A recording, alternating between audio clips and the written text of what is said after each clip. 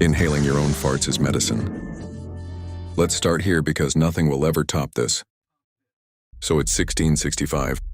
The Great Plague of London is out here killing around 100,000 people. About 50% of the city, everyone's terrified. And these streets are basically like the Walking Dead, and your doctor, the person you trust with your literal life, looks at you dead in the eye and says, you need to start saving your farts. Back then, doctors believed in something called the miasma theory, the idea that disease was caused by bad air, and their solution was to fight bad air with worse air. So people were advised to fart into glass jars and seal them shut. And when you suspected you'd been exposed to the plague, you'd crack that jar open and take a deep inhale. If this was today, Ice Spice would have written a song about this. Some people also kept a goat in their house for the same reason. You know, it stank in there. Did it work? Obviously not. But somewhere in 1665 London, there was absolutely a man sitting in a room, surrounded by neatly labeled jars of his own farts, fully convinced he was doing science.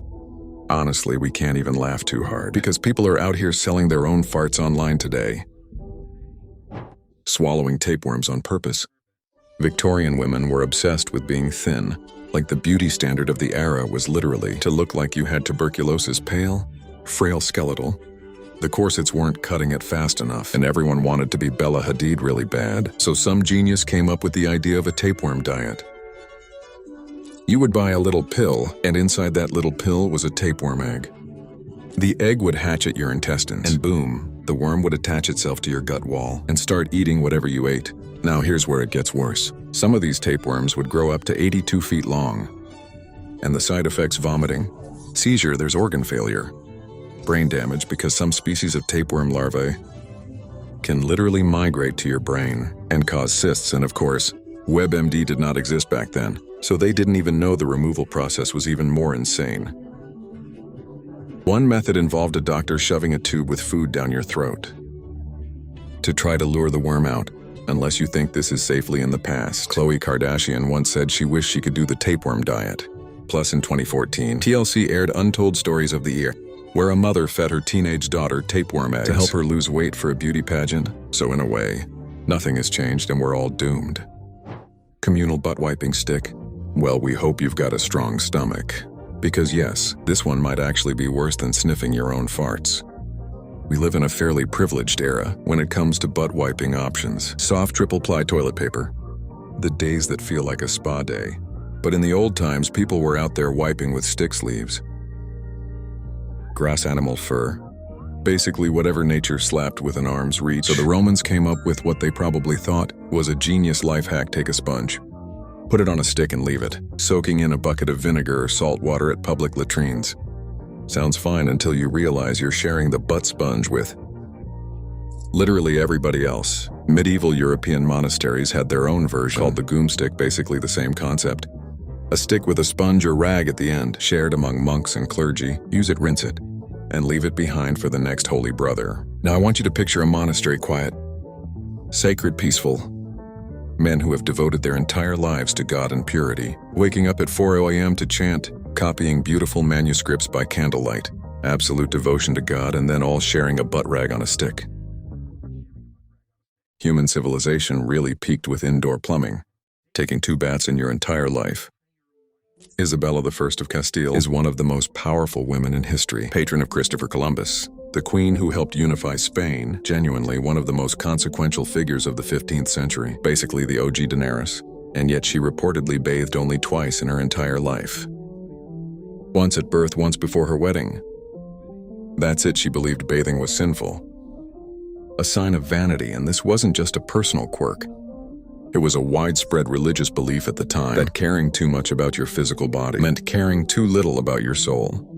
But it gets worse during the Reconquista, when Isabella and Ferdinand II of Aragon's armies reconquered Muslim-held territory. They encountered fully functioning public bathhouses called hammams that had been used regularly by Muslim communities for centuries.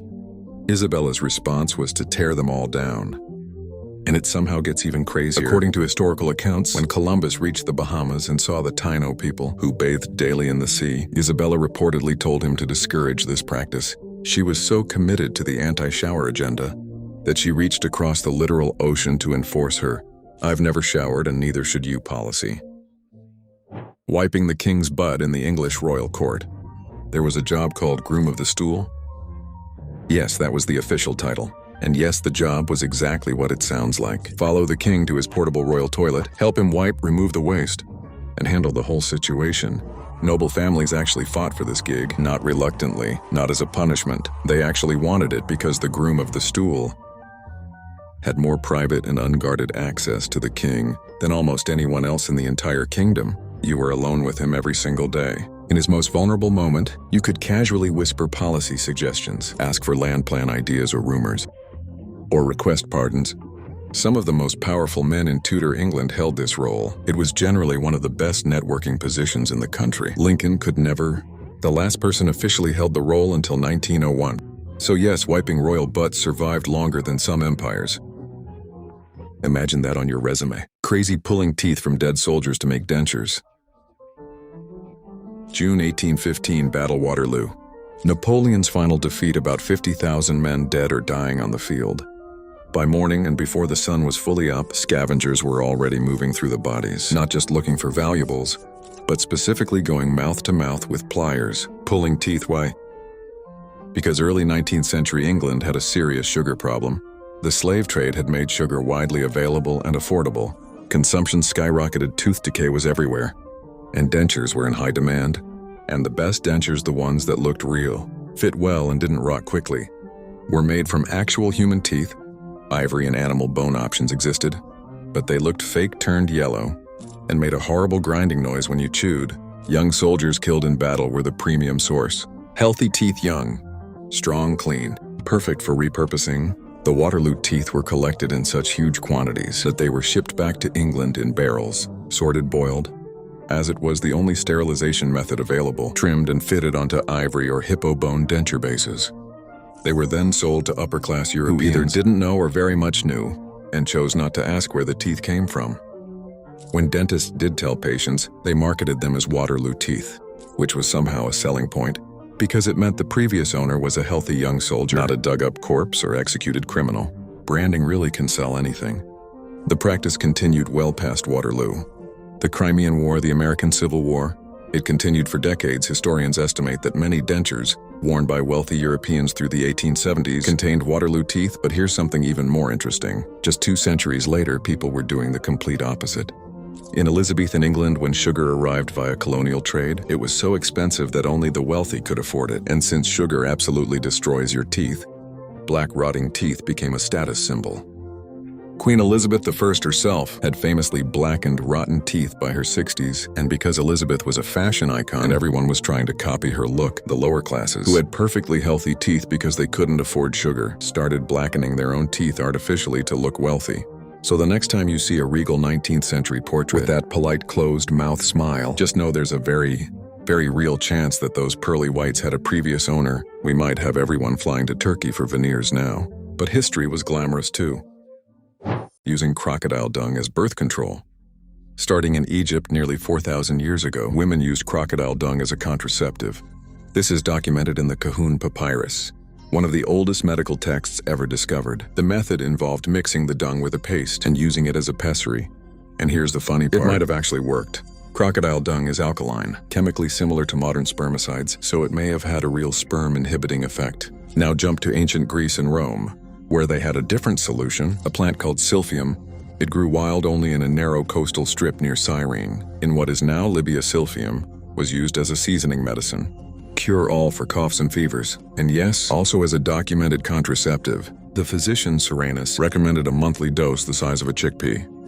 The demand was absolutely insane. Julius Caesar himself personally stockpiled around 15 pounds of it in the Roman treasury, and they used it so aggressively that it went extinct.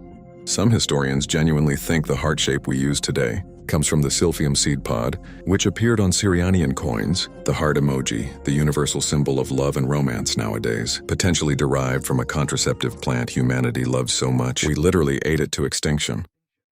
Rubbing chicken poop on your head to grow hair back. Let me be very clear, this was not one weird guy with one bad idea.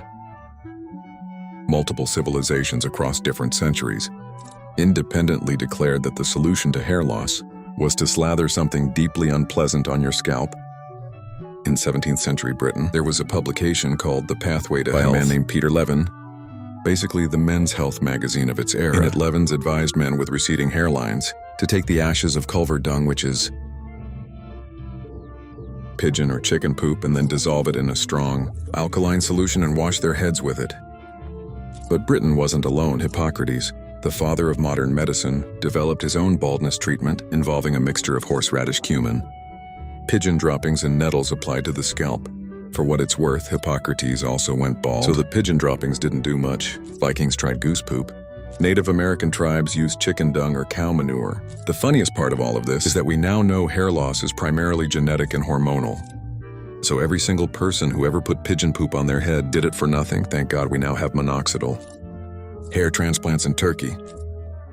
Drinking your own pee was actual medical advice. Urine therapy has a long history across multiple cultures. In ancient Rome, India, and Egypt, urine was used medicinally for centuries for wound care, skin conditions, you name it. Some of these applications have been partially vindicated. Urine is sterile when it leaves the body. It contains some compounds with mild antimicrobial properties. Most applications, however, did not age well at all. Cow urine, in particular, is considered sacred and pure in parts of Hindu tradition, believed to have cleansing and medicinal properties, so this idea wasn't fringe in its historical context. That cultural and religious grounding, with a specific moment we're zooming in on, is 16th century Venice. A few sips of your own urine daily was seriously doctor-endorsed as a preventative measure against the plague. The reasoning was tied to strengthening the body's internal environment against outside contamination. But you know what? Urine therapy never fully went away. There are wellness influencers on TikTok right now in the big 2026 advocating for drinking your own urine as a health or biohacking practice. We have germ theory, we have antibiotics, we have a complete scientific understanding of how disease works. Yet, someone is still filming a morning routine that includes a mason jar. No one asked for 16th century Venetians, at least didn't have Google. That's the only difference. Wearing the same clothes for months straight, King James VI of Scotland, and later James I of England. Yes, the very king responsible for the King James Bible that billions of people have read had what historians very politely describe as an aversion to bathing. He rarely, if ever, washed his hands properly. At most, he would wipe them on a damn cloth and call it a day. But the bigger issue, he wore the same clothes for months at a time, and slept in them not because he had no other clothes. He was a king, he had wardrobes. He had servants whose entire job was to dress him. He just had a deep personal resistance to changing outfits or washing.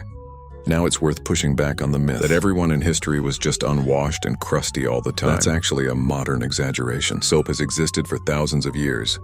Bathing was common in many cultures, and most people in James's era did care about cleanliness. James just took things to a specific, individual extreme even for his time, which somehow makes this worse and funnier. He had every resource available. He was surrounded by people who could have made him clean, and he was still, by contemporary accounts, deeply unpleasant to stand near. This man was receiving foreign ambassadors, and he stank, and for the record, James was not uniquely cursed in this department. Ordinary people across most of history had maybe 4 outfits, 1 per season, and peasants frequently slept under clothes out of pure necessity. And no central heating means keeping your layers on. The difference is that James had literally no excuse. Wigs were held in shape with animal fat that attracted mice. The towering, ridiculous, powdered wigs of 17th and 18th century Europe are culturally iconic. At this point, we've all seen the portraits. And yes, they were absurd, but what's less discussed is what was actually holding these architectural masterpieces together. Wigs were structured and shaped using animal fat, usually lard or tallow as a base. To hold everything in form, the fat gave them structure, volume, and that gravity-defying height. The problem was that animal fat goes rancid. Set over time, so while you were wearing the thing to balls, court appearances, dinner parties, and important meetings, it was slowly turning. And rancid animal fat has a very noticeable smell. But the bigger issue is that rancid fat attracts things. Lice were basically universal in this era. Not just among the poor, not even necessarily a hygiene issue, just a fact of life before pesticides. So every elaborate wig was basically an ecosystem. But it didn't stop at lice. Historical accounts describe mice nesting in extremely tall wigs, setting up homes rent-free, making life decisions inside someone's hairpiece. The most extreme wigs, particularly fashionable in France and among wealthy English women in the 1770s and 80s, were built over wire frames and could reach 2 to 3 feet high. Some were so elaborate that they were worn for weeks at a time because restyling them was such an ordeal. Think about what was happening inside that wig over 3 weeks. Rubbing porridge in your armpits as deodorant before commercial deodorant, which only became widely available in the late 1800s, really didn't catch on until the early 1900s. People had to get creative with armpit management. One approach used in Britain and parts of Northern Europe was to dampen oatmeal or porridge paste and apply it directly to the armpits. The oatmeal would absorb moisture and help neutralize some of the odor. In ancient Egypt, things got slightly more advanced. People would flavor porridge with incense and roll it into small balls, which they then tucked under their armpits. As body heat and sweat broke them down, they released fragrance right at the source. And honestly, that's not the worst. Oats have mild anti-inflammatory properties. It's basically what you'd find in a high-end bath product today. Other historical attempts were less elegant. Sticky plant resins that attracted flies. Animal fat rubbed directly onto skin, which, as we've already established in the wig chapter of history, invites things you don't want near your body. Here's the interesting part though. When the first major commercial deodorant launched in 1888, it wasn't an instant hit. The idea that sweat was something shameful or socially unacceptable wasn't yet deeply ingrained. It took decades of aggressive advertising campaigns to convince people that they had a problem that needed solving, that they smelled bad and that it was embarrassing. Which means the concept of body odor being socially unacceptable is, to a significant extent, a marketing invention. In fact, companies like Listerine use similar tactics for bad breath. Create the insecurity, sell the product. The cycle is eternal, and we've completely fallen for it every single time. But since we're in modern times, please continue using deodorant. Honestly, people in the past weren't entirely wrong. By the logic of their time, they were just creatively trying. Future generations will probably look back at some of the things we're doing right now with the same exact energy we're bringing to this list. We just don't know which things yet.